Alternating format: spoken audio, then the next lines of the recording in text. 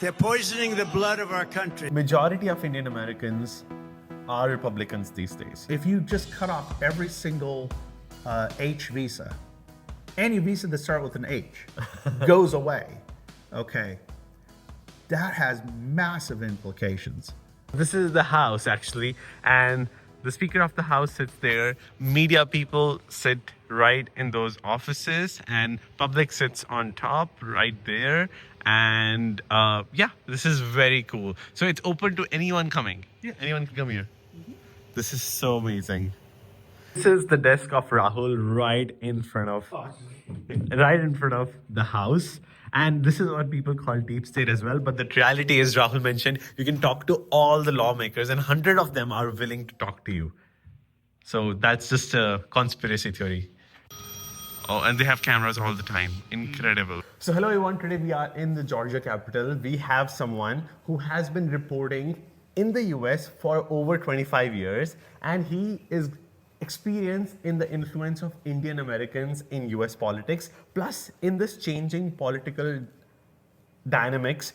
Most of the immigrants watching this video are very scared. I want to educate them how politics work, how a law is passed, how a bill is introduced, and in what circumstances they will be affected and in what circumstances they will not be. So hi Rahul, can you please introduce yourself? Hi, I'm Rahul Bali. I'm a politics reporter for WABE. That's a radio station in Atlanta, a public media outfit at 90.1 FM. We're an affiliate of National Public Radio, NPR. And my day in and day out job is covering politics, especially in this building. This is what I specialize in the most, covering Georgia politics and what happens here in this building. We're actually sitting in the Georgia House, and what legislation happens in there, along with the state Senate and the governor, who's actually one floor below us, how that affects people's lives every day, whatever community it is. And so that's the biggest thing I do. And obviously I've covered national politics because Georgia is such a key state nationally, that I also cover politics on a national level. I also cover politics on a much more local level.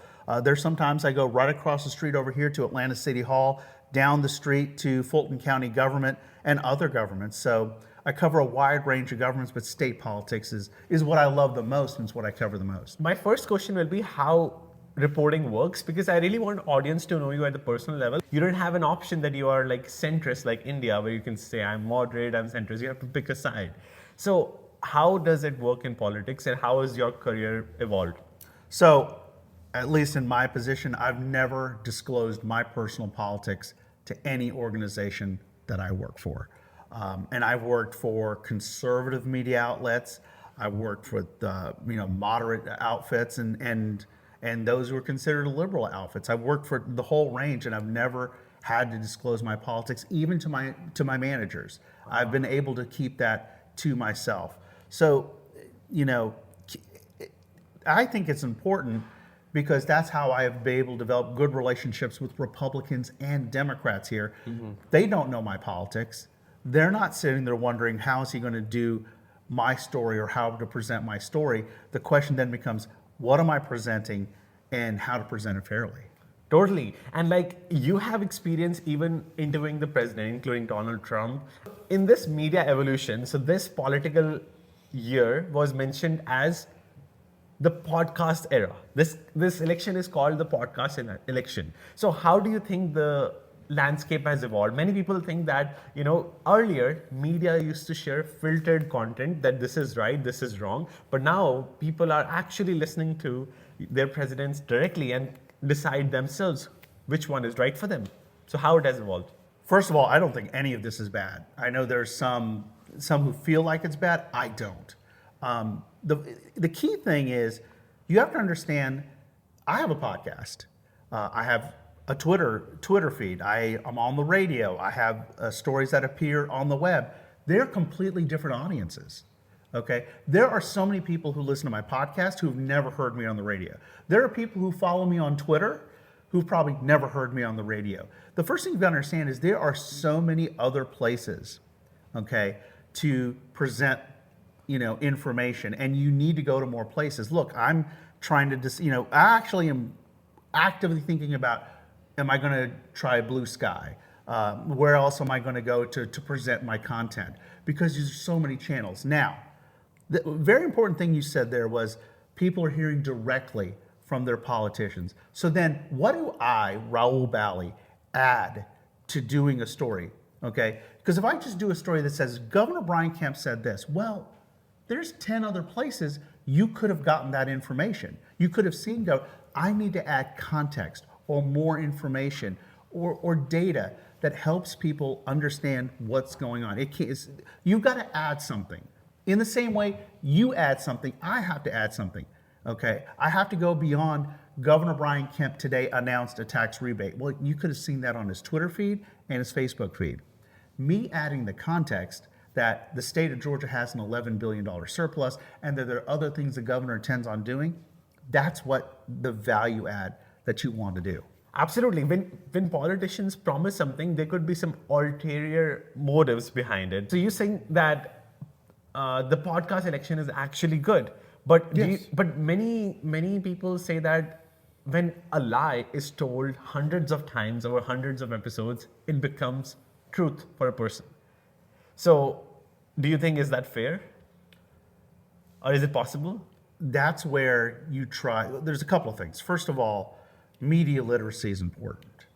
Telling, in the same way, I have a 13-year-old and a 9-year-old, and trying to explain to them where your sources of information, when they're researching stuff to do a report, where do you get that information? The same thing is needed for media literacy. Where you get your information from matters, okay? Whether it's a reputable, look, all the time you'll see something cross the internet and say to yourself, is that true? Let me go make sure. I'll give you a perfect example. Those first headlines that came out that The Onion was buying InfoWars in the bidding, there are probably tons of people who tweeted it out. It ended up being true, but I made sure to check a couple other places, is this true?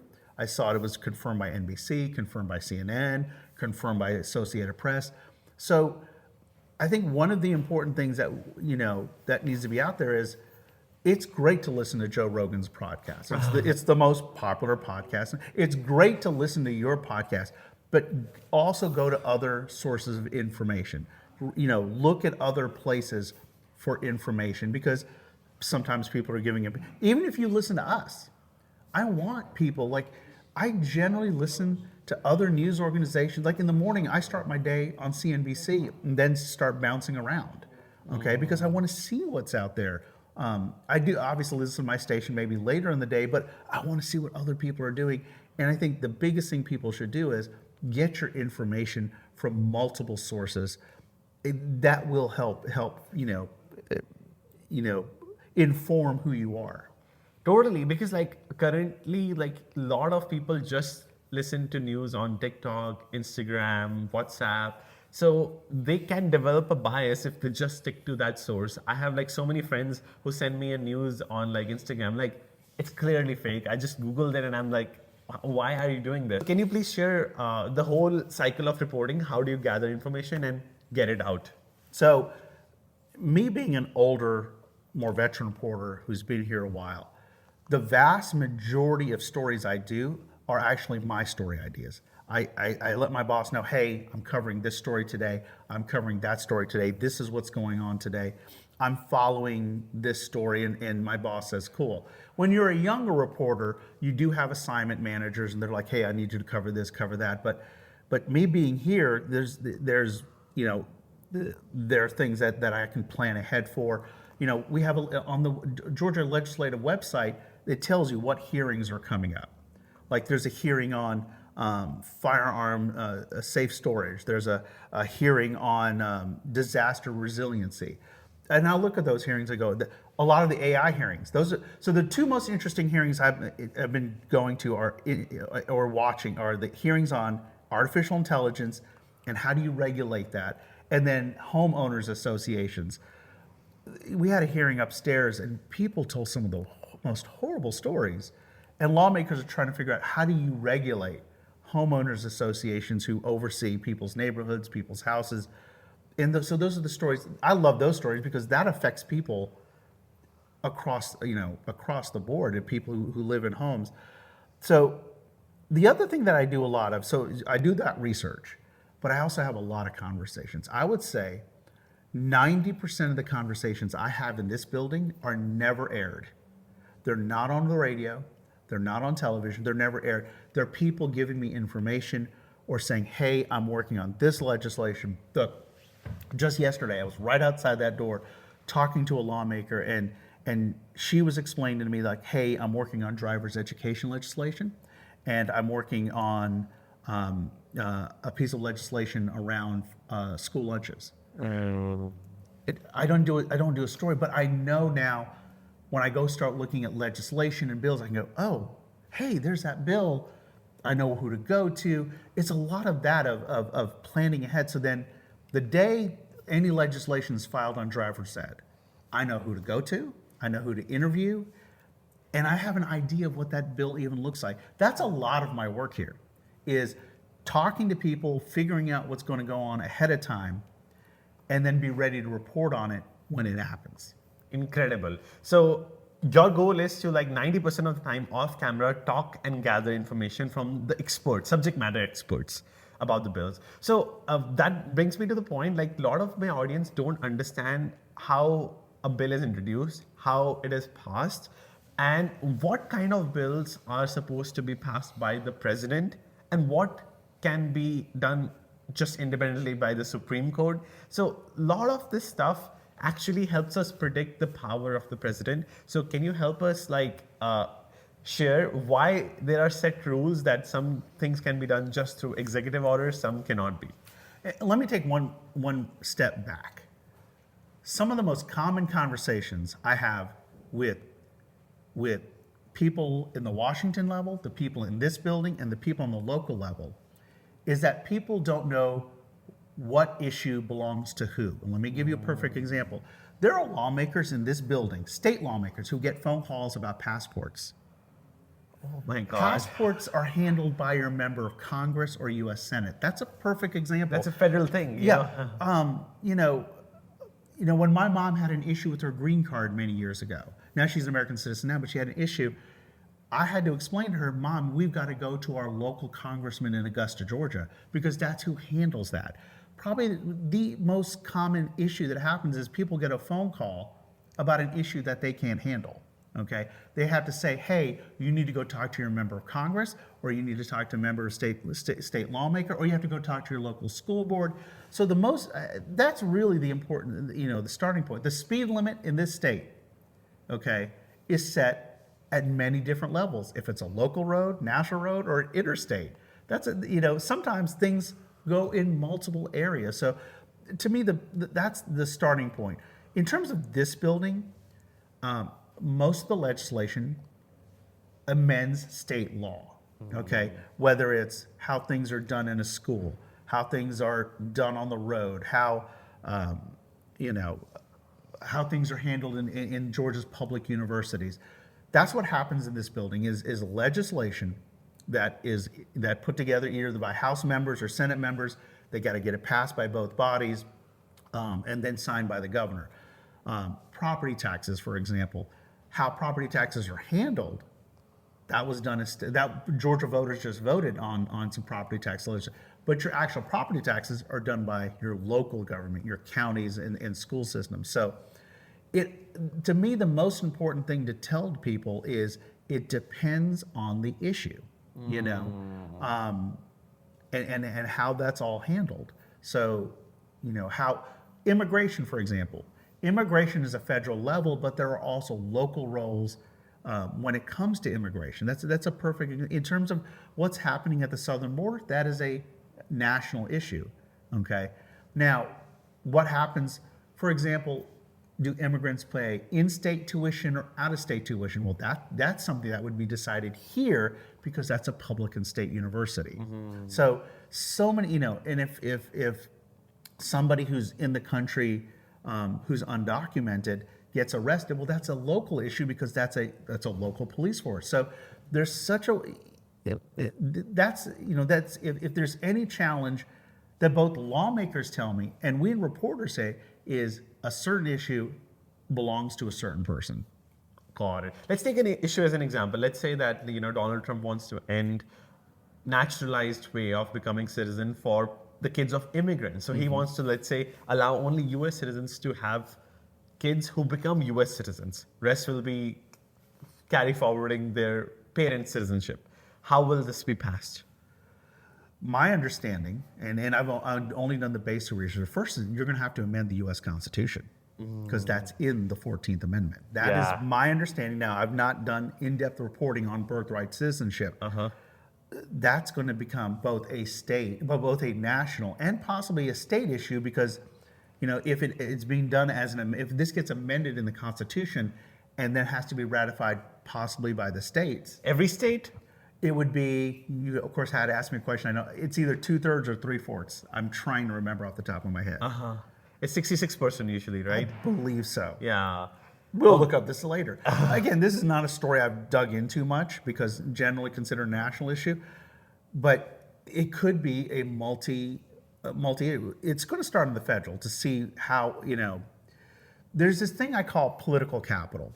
What do you want to expend your energy on because there's only so much time in the day, so much that government can do. Is this going to be a priority? Is birthright citizenship going to be a priority for the Trump administration and what to do with it? That's something we're all going to be watching. If they do, then that's something we're going to start covering. Got it. So he cannot just pass in an executive order for this because it's in Constitution. But for something related to immigration, let's say it's not in the Constitution, let's say ending STEM OPT for international students, ending extended work authorization for international students, can he just pass in an executive order and just make it possible? Again, it's going to depend on the issue. It's going to depend on the agency, okay? It's going to depend on how that's one of the important things that the president has the power to do is to how do federal agencies implement what he does, okay? Whether it's environmental policy, immigration policy, education policy, whether that falls under DOE, whether Department of Education, or that falls under the State Department. And then, of course, there is a state portion of that because those students may be going to Georgia public colleges and universities. So there's going to be implementation questions there as well. Look, you're not the only person asking me, what if the Trump administration does X, Y, and Z? We have to see what they are going to try to implement, okay? Because there's what's said on the campaign trail and then what actually it is either attempted to be implemented or done. Coming back to the executive order question, there are so many things presidents can do with executive order. You said a lot of things happen bipartisan level because they affect the state, they affect at the local level, they affect at the federal level. So it's kind of hard to figure that out. So is there set rules what president can do by executive order, such as Biden? What he did was he put executive order on AI. It has to be safe. It can be like the movies Space Odyssey or the movie Upgrade where AI takes control of human being. A lot of it depends. Look, any president can file an executive order. Then someone can sue. And it can be argued in the federal courts. There's also the idea of, the president wants to do something. What is there funding from Congress?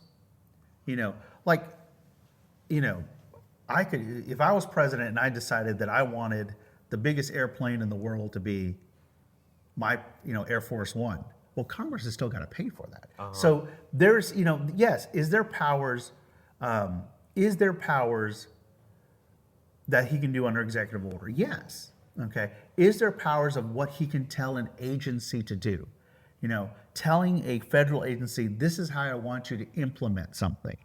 There are those powers there.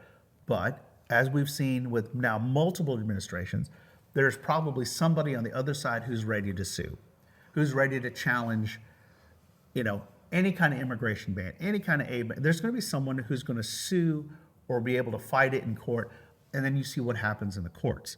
So yes, the president can do certain things, but there's also certain responsibilities for Congress, and then there's certain responsibilities even for the judicial branch to look at something and go, no, Mr. President, you can't do that, or yes, Mr. President, you can't do that. Back to AI. Let me give you, I know everyone, here's what's been interesting about hearing the AI conversations here at the state capitol. It's how is it being implemented, Okay. Think about the storms that came through. A storm comes through, hits your house. Your insurance company sends a drone, not a person, but a drone, to look at your house. That gets thrown into a computer, and then they adjust your insurance rate. That's kind of the conversations that are happening here. It's not about computers taking over, that this phone's going to jump out and walk away with me. The concern in this building is, how do you implement it? Setting insurance rates, insurance claims, how it's handled in medicine. That was an interesting conversation so there was a hearing, was it 2 weeks ago? And that hearing was, okay, you're my doctor and I'm your patient. There's an AI device right there that's going to record the whole appointment and then produce the doctor's note versus the doctor writing their own note. That writing the note. Well, one of the lawmakers asked, well, can I opt out and say, oh no, I want you to write my note? Like, those are the conversations that are actually being had in this building of the implementation of AI in our life. And that's going to be one of the things I follow in this upcoming session, because that affects your and I's life. Very good point. So I think at the end of the day, people need to remember that there are checks and balances in the system. And like, What will happen if Department of Education gets shut down, which Trump announced he's going to do the first day? So, like the other parts that I've talked about, is this idea of what actually happens. What does the former president actually do, the president-elect actually do and implement? What does Congress actually implement? And in the Department of Education's case, the important point is, what happens to that money then? $84 billion. Well, which I believe is the number. I'm doing that number off the top of my head. But what happens to that money? Does it go to a different part of government? Does it get sent back to the states? So again, with every proposal that's being talked about, the question is implementation. What actually happens? Okay, what happens, what actually gets implemented and what happens? And with Department of Education, it really is what happens to the money. So there's no point of figuring it out if it's not done yet. Exactly, right? I mean, again, is there a bill for me to look at? Is there an executive order for me to look at? If you give me something to look at, then I can start looking at it and go, I'll give you a perfect example. Georgia, we had more third-party presidential candidates on the ballot this year. I knew that all the way back in March. Here's why. I'm reading a bill, and suddenly there's this language, brand new language that says, here's how we're handling third-party candidates. Until that point, there was no reason to do a story about third-party candidates until there's a piece of legislation, a bill, a proposal, an executive order. Once you have that, then you can say, well, this is what this bill could do. So This is what it could mean. So I think for those who are worried about how anything will be handled, education, immigration, transportation, air travel, whatever it is, until there's a proposal to look at, or or more importantly, if you have somebody in the administration say, hey, this is what we're actually going to propose. with a bill, with a piece of paper. With a piece of paper. That's one of the important things about being in this building, in the state capitol, is there's a clerk's office down there.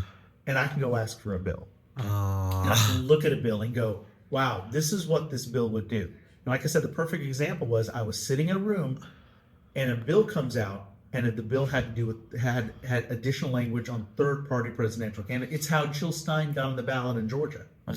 Okay, it would have been really hard for her to get on the ballot without that language. Once you see something on paper, then you can go, wow, this is what will happen.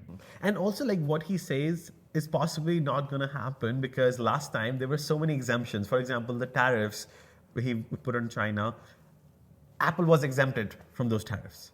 So it's just that based on who lobbies can basically get that exemption.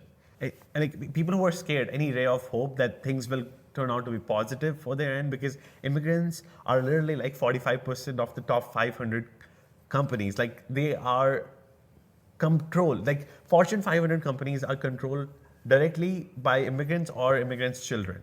Like this country can break down if immigrants are not there. But when the president says that immigrants are They're poisoning the blood of our country. and people freak out.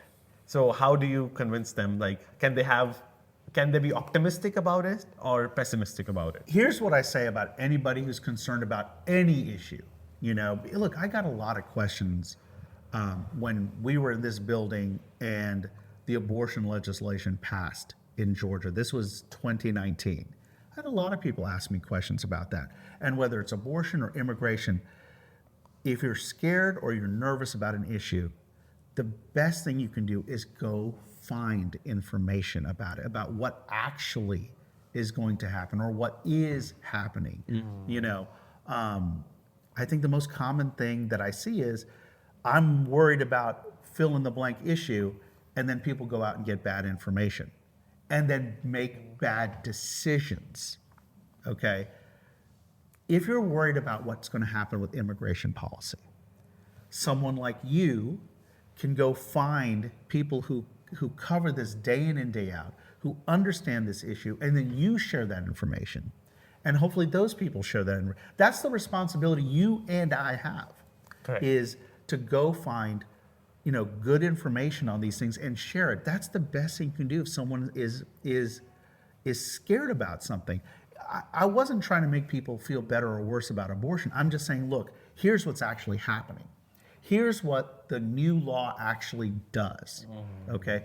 Here's the intent of the new law. And then once it got implemented, our health reporter at WABE started covering what was actually happening at abortion clinics in Georgia, okay? So I'll cover something that happens in this building, but then I'll have fellow reporters who will go out, whether they're the business reporter, our communities reporter, our health reporter. This law was passed. Here's what's actually happening in the community. This is what's actually happening to this issue or that issue. Here's what's actually happening with immigrants who work in Northwest Georgia or Northeast Georgia, or work, in the fintech community. That's what you and I can do, okay? Is to explain to people. If people react to the proper information, that's probably the best you can do, is instead of someone reacting to bad information and making a bad decision. Got it. And I know you don't have expertise in immigration, but do you think the possibility is positive for documented immigrants or negative? Any prediction? Look, I do cover the business community, and I do cover. We've had immigration issues come up here in the legislature. Look, the bottom line is the immigrant community is so critical at all levels of this economy. Wow. From the top level, to the most basic things. And there's the reality of, if you suddenly are paring down the workforce, does that work, or does that intelligence or that intellectual property, that institutional knowledge, does that all head out of the country? Do they go to Ireland? Does that work go somewhere else? I mean, there's going to have to be a balance, okay? Whether it's state legislation or national legislation. Totally. If you just cut off every single H visa, any visa that starts with an H goes away, okay? That has massive implications for this country. And so as reporters, our job is to say, okay, they're getting rid of all these visas. What does that mean for maybe the fintech community in Atlanta? And then if it gets implemented, what did that do? So I think policymakers understand the importance of the immigrant community. And look, lawmakers understand this, because I covered a couple of those state races where you had 20, 30, 40% of a community being of the Asian community. And so lawmakers have had to realize, I've got to serve this community as well. And look here, the state, right now we have 11 Asian American state lawmakers. Here in this building. It's going to go down to 10. One of them did lose. Wow. But when you think of, people are like, oh, that's a small number. that's bigger than California. That's bigger than New York. The only state, now, that may have changed with the most recent elections, but before these elections, only Hawaii had more Asian American lawmakers than Georgia. We have 10 in here, 10 out of 236, 11 out of 236. They have to be citizens, right? Yeah. Okay. Oh, man. So that's amazing when you realize that you have that many voices here. You have, immigrant voices here, who are lawmakers now. So incredible. So that brings me to the role of like Indian Americans in US politics, because like whenever presidential elections happen, they do some identity targeting. For example, like when Joe Biden was getting his vote out, he was saying, "You ain't black if you don't vote for me." All Hispanic voters will obviously vote for Joe Biden. That was like a perception. That's how they were counting where they need to target. But they never think about targeting Indian Americans. What is the role they play? This is a story my first story about Indian Americans in politics, I think, was 2006. Uh-huh. And every year people are like, oh, that number's going to change. It was 2020. 2020, boom. Suddenly you had this massive influx of Indian Americans. And on the flip side, you're seeing the parties make specific efforts to Indian Americans to get them out, to specifically reach out. You have, on the left, you have groups like Desi Blue, okay, who are out to engage the Indian American community. And then you saw the same efforts from the Republican National Committee. You've seen it from the Trump campaign, okay? They had poll watcher training specifically for Indian Americans. You've seen that. Look, it was, as somebody, Global Mall up there on 85 and Jimmy Carter. I think I took my engagement pictures there. I'm trying to think. I've been that mall so many times. It was a change for me to see major candidates campaigning in the parking lot of Global Mall. Herschel Walker, who's running for Senate. Nikki Haley did an event there. Democrats, to go to events at a mosque, for example. I went to an event that was at a mosque that had Democratic and Republican candidates there. It's beyond just kind of the, hey, you should come vote for us, okay? It is now you're seeing more and more engagements by Republicans and Democrats to bring Indian Americans into the fold. You're seeing specific events, okay? But more importantly, and just as importantly, you're also seeing Indian American candidates, okay? You're seeing more Indian Americans run for office. I profiled two of them during the last cycle. Ashwin Ramaswamy, who was running for state House, he was a Democrat, state Senate as a Democrat, and on the Republican side, Narendra Reddy was running for a state House seat, and I profiled both of them as Indian Americans who were running for office, and you're seeing them also on the local level, on city councils, on county governments. Some of them are in leadership positions within the parties. So what you're seeing is it's not just around election time anymore. You're seeing not quite year-round engagement, but you're seeing more and more engagement. Look, when I mentioned that Herschel Walker rally, about half the audience was everybody from the community, but the other half was Indian Americans, because it's Global Mall. It's a mall that people like me shop at and go to.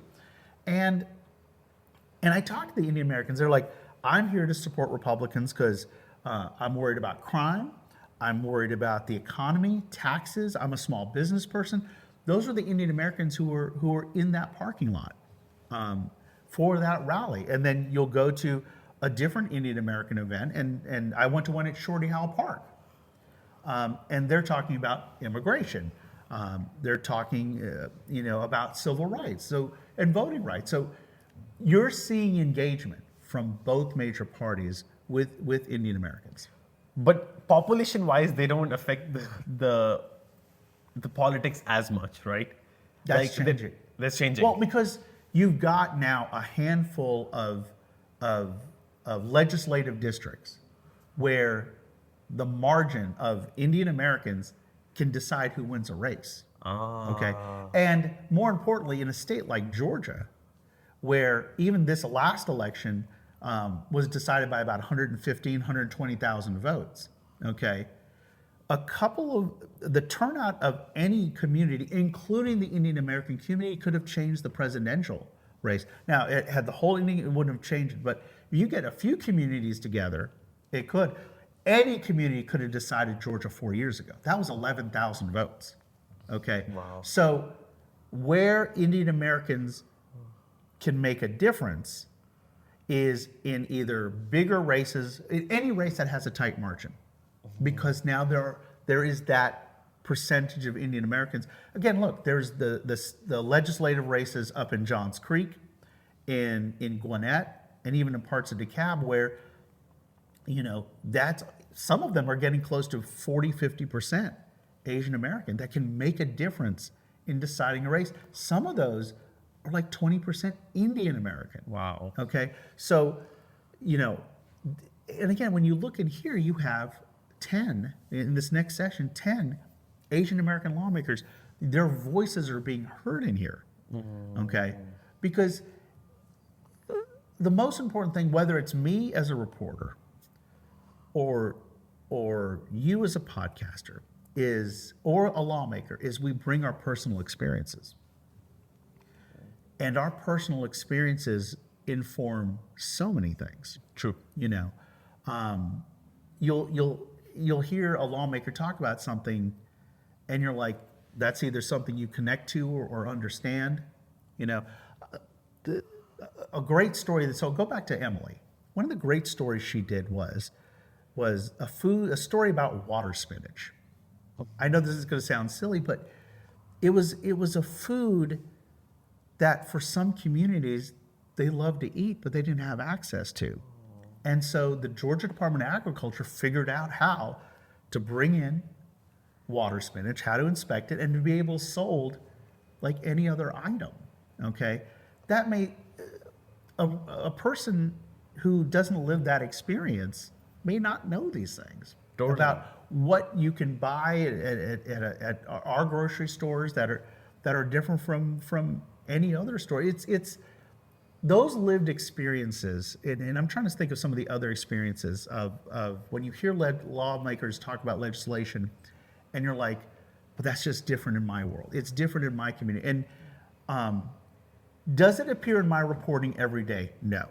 But once in a while, it will inform my reporting. There's going to be something that comes up, and I go, this needs to be reported on, or this is different for this community. Totally. Bringing to the point, like, majority of Indian Americans are Republicans these days. Majority of them, not just in my comment section, not just like national polls, everywhere. In fact, in California, one of the reasons was projected that they are not buying those left-leaning ideas. For example, you can steal anything under $950. A lot of Indian Americans got affected who had small businesses. And I see so many videos of gas stations where robberies happen, and they literally are hitting the thief so that the same thief doesn't keep coming to steal objects that are under $950. So they don't buy these left-leaning ideas. And that's why they voted for Trump this year. So the last data that I saw, let me back up to the base premise. I think from the Pew Research Center that number was still 60-40 Democrat. Okay. Really? That was the last data set that I saw. Uh-huh. I have to go back and look at it. Look, what you mentioned was some of the things that I heard in the parking lot at Global Mall. Those were small business owners who were either worried about regulation or worried about crime or worried about... Those are issues they are talking about, okay? Those are things I did hear, from small business owners who are concerned about the safety. I really can't address what's happening in California. Again, I live my life really here in the state of Georgia. But are there Indian Americans who are Republican? Absolutely. I think the big thing I'm trying to explain to people, it's not that there's this large percentage of Indian Americans who are changed from Democrat to Republican. There's a large percentage of Indian Americans who are Republican who just weren't voting. But now that they're engaged, that's why you're seeing those numbers shift. Yes, was it a larger number of voters who were Indian American who voted Democrat? Yes. is that number changing? It's changing because more Indian Americans are voting, and more of those who are voting are Republican. Okay? Think about what's happening in South Forsyth. Many of those Indian Americans and Asians who are moving to South Forsyth County, many of those are Republican. You can't just assume they're Democrat. Okay? That's the reason you see, you have Indian American voices who are Republican. That's why you have Asian American lawmakers who are Republican. Would I say the number is still majority Democrat? Yes. Are they engaging on the issues you're talking about? Yes, absolutely. Because I'm hearing them talk about it when I'm on the campaign trail. Okay, so is there something that Indian Americans love other than the small businesses part? Like an educated Indian American, why they would like Trump for other reasons, if you can mention? I mean, again, because you've got a percentage of the Indian American community who they're in the business world. One of the Indian American voters, so I went to the Festival of India to talk to Indian American voters. And one of them talked about, look, I loved him on The Apprentice. I love the business acumen. That's, again, look, my job is not to tell you. I tell people what I hear when I'm out there, okay? And so one of the voters I talked to, he brought up, look, that's the reason that I like Trump. I'm not trying to present my point of view. I like going out to talk to voters and let them say, here's what, and that's one of the people I interviewed. Same with what I hear from lawmakers. This is why, I like Donald Trump, that he's going to do this, or he's a friend of the Prime Minister of India, for example. That's something I also heard, was that Trump is a friend. So those are things I actually heard when I get, and that's the important thing about reporting and what we do is, I can't just stay here in this building, okay? I do have to go to Macon, Georgia, or go to the Festival of India, or go to a breakfast for a local Republican or Democratic Party. Those conversations, and back to this idea of 90% of my conversations you never hear, but they inform me because I'm out there talking to voters or lawmakers or politicians, and they're like, well, this is going on. Or I learned so much from just talking to people. How many percentage of Democrats and Republicans you think they are lied to and they are kind of brainwashed to be the way they are? Like they just know the information because they're trained to know that, but actually they are, like, for example, like a lot of mainstream media mentions that, like, for inflation, Democrats are better, and people thinks Republicans are better because they project themselves as better, but the mainstream media says that they're worse. So how much of brainwashing is happening in this process? I think what you call brainwashing, I think it's because maybe people are getting their information from only one source. And that's both sides, okay? If you only get your information from right-leaning sources, you're only going to hear what they say. And if you get information only from left-leaning sites, you're only going to get information from those. I think it's always important, and this goes back to the idea of context information. Yes, is the inflation rate come down? Okay. Correct. Whether it's, I haven't looked at recently, whether it's 3 or in the 2s. 2.6 now. Okay. You've got the number. Yeah, the inflation rate's 2.6, but how much have the cost of goods gone up in this whole time? Incredible. Some of those, look, in my house, I'm the one who does a lot of the shopping. I do a lot of the grocery shopping. There are some items that have come back close to those prices, some that haven't, okay? You've got to add that context of here's what's, you can say the inflation rate's 2.6 and it's down, okay? But then you should always add that additional context of, there's two levels of context is, here's the number. Here's what that number means. But then that's why you go out and talk to people and say, well, what does it mean for you? Okay. Well, they may tell you that my $100 grocery now is $120. Okay. So that's why when you try to put all of that together and present it over time, is here's the inflation rate. Here's how much it's what it actually means. Like you can say inflation rate's 2.6, but over time inflation for eggs has been this. People have paid eggs this to this. And then you may go talk to people and say, hey, how is this affecting you? Okay. And you try to present that.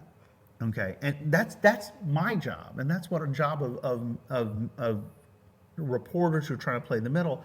But I think when you use the word racial, it's because people are getting their information from only one source. But it's so hard to choose the right answer. There is one way, just compare yourself with the time 4 years ago. And you can say, oh, Donald Trump, inflation was low, I could afford a house, so I need to vote for him. But at the same time, you can say that there is a variable of Ukraine-Russia war, there is variable of COVID, money that was printed, that was a lot during Trump era as well as Biden's era. So the decision is so complicated. So how can someone make a decision for inflation, this side is better or the other side is better?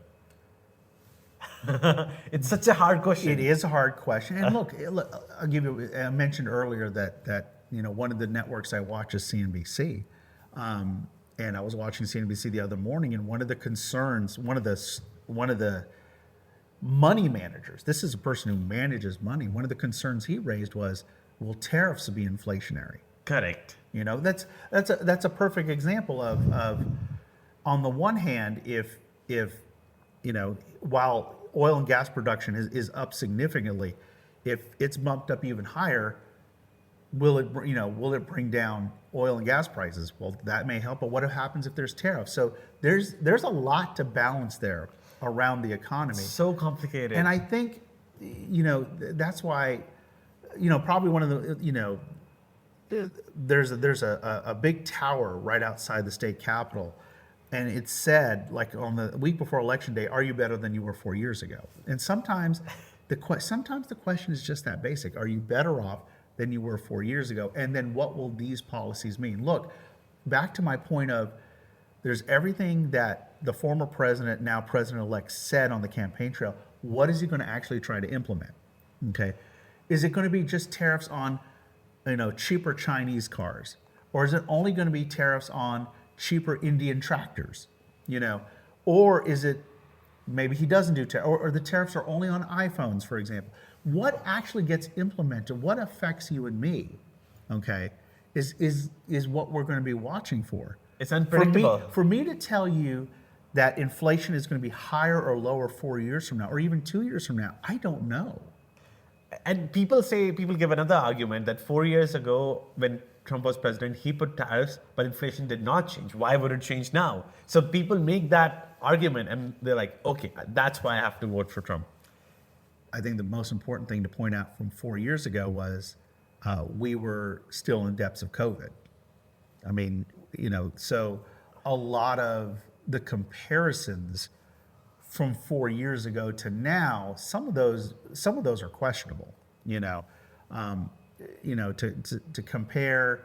I will give you a perfect example. Compare gas prices of May 2020 to May of this year. Was anybody really driving in May of 2020? No. So again, that's the idea of that context. It's really hard to make a decision here. But it's also fair, to point out, when the Biden folks point out how many jobs are created, well, you were coming out of COVID too. There are a lot of look. The interesting thing is, my degree is not in journalism. My degree is in economics. We can make data say anything. Okay, people have data points that say anything, and so again, that goes back to the journalism of, if you hear someone make a claim of this versus this, go get that context and say, well, you're comparing this data point to this data point. Maybe you should be comparing it to when the economy, was before COVID in 2019, for example. Yeah, that was pretty good too. But people can say that was inherited from Obama's administration. People can say anything. Well, but and the thing is, former President Obama said that on the campaign trail. I think he said it right over here in DeKalb County. Correct. When he goes, they were claiming, making claims about the economy, but the former president said that was my economy. So, you have people. Look, I'll give you a perfect example right now. The stock market. The stock market is forward-looking. Okay, it's not the current price of a stock. It's what's ahead. The stock market is reacting right now to what could happen in a Trump administration. But if you run the numbers, these numbers are going to fall under the Biden administration. But that's one of the interesting things is you've got to, again, point that out that, yes, the markets are forward-looking. And the same thing is true for the end of the Trump administration going to the Biden administration. The stock market was reacting to what's next. Okay, so, you know, if someone's going to use a data point of January 20th to January 20th, the stock market doesn't think that way. And so again, this comes back to, as reporters, you give that context, you explain these things as much as you can and try to be fair about it. Absolutely. Yeah, you can, because this data is so naive, you can frame it and shift it any way you want to. How powerful is Trump? People think that he can do anything, but people should remember, like, a lot of media tells that, oh, he's so powerful, he has the House, Senate, and he has the presidency and Supreme Court majority as well. But the truth is also in 2016, he has 3 too, like Senate, House, and presidency too. So people don't, like, the media doesn't share a positive light to the story. They kind of go to the negative light because it attracts more viewers. It becomes like it is fear mongering, and people are more likely to click that. Is that true? No, there are absolutely people who fear monger though. You know, I try not to. I'm trying to tell you what's happening. Look, are there media organizations who sensationalize things to get clicks on both sides? They sensationalize the current president, they're going to sensationalize the next president. Some sensationalize both, some sensationalize one or the other. Are there organizations out there like that? Yes, I know that. Okay. All I can do in my job is try not to. Okay. To try to go and say, this is a story that's going to matter for a person. You know, that's, you know, whatever story it is, like that AI story. You know, I could have absolutely sensationalized like what happened in that AI meeting here at the state capitol, but no, I focused on this idea of but lawmakers on both sides were raising concerns, and it was interesting to hear lawmakers on both sides, whether it was privacy concerns, bias concerns, discrimination concerns about AI. Okay. I could have taken that story and sensationalized it about how AI is going to destroy medicine or something. I tried not to. My goal in that story was, how could AI affect how you and I are getting treated, will be treated, and what legislation could come out of the state capitol? Are there people who sensationalize? Yeah. They're doing it for clicks. They're doing it for numbers.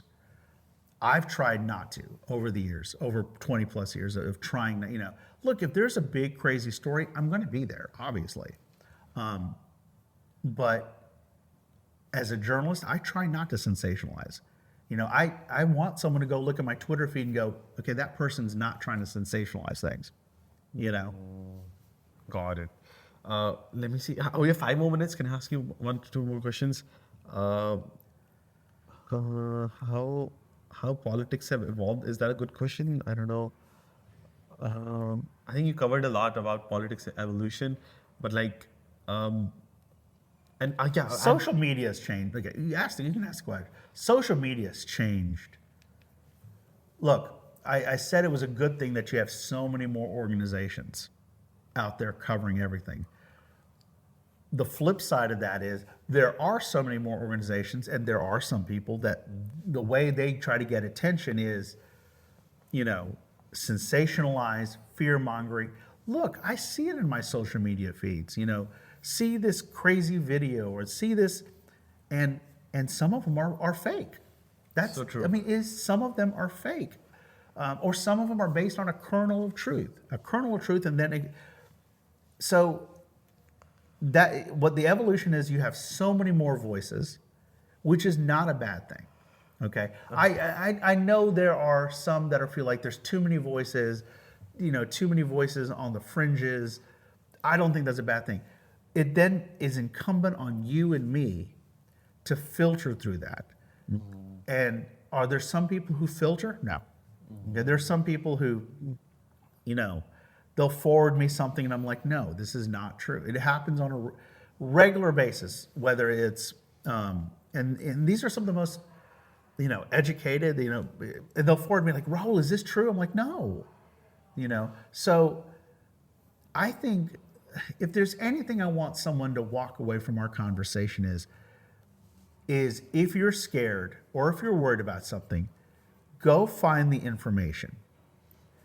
Because there's going to be good sources of information, okay? And find those good sources of information. I mean, there just is. There's lots. There's so much good information out there, okay? Does it get as much? Are there organizations that get a lot more attention than me because they sensationalize? They go there. Yes, I know that. I accept that. Okay.